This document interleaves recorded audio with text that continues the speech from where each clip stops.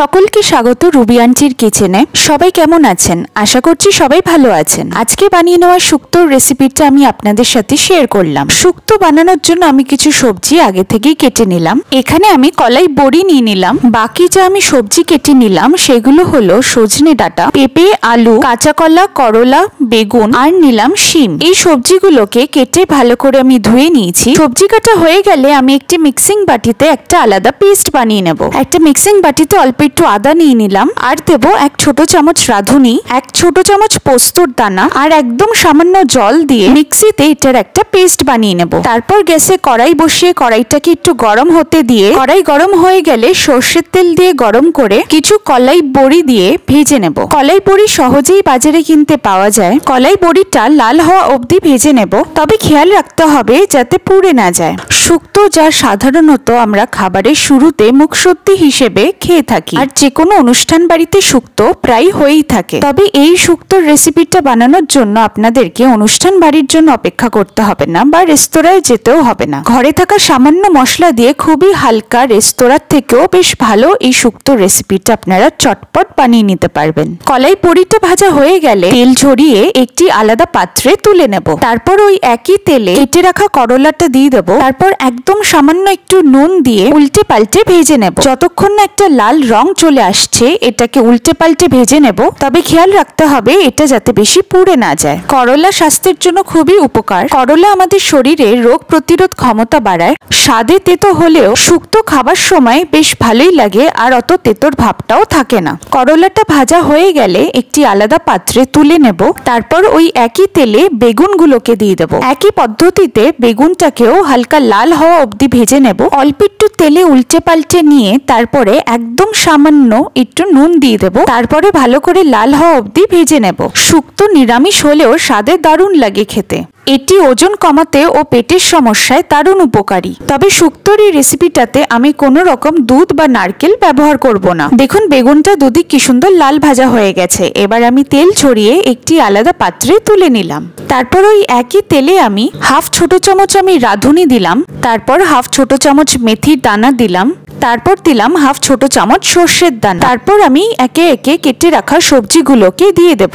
আমি সবার প্রথমে কেটে রাখা আলুটাকে দিলাম। তারপরে আমি দিলাম কেটে রাখা সজনে ডাঁটা। শুনেছি সজনে ডাঁটা বহু রোগ থেকে মুক্তি দিতে পারে, তার মধ্যে একটি হলো শ্বাসকষ্ট। বাকি কেটে রাখা সবজি পেঁপে, শিম, কাঁচা কলা আমি একে একে দিয়ে দিলাম।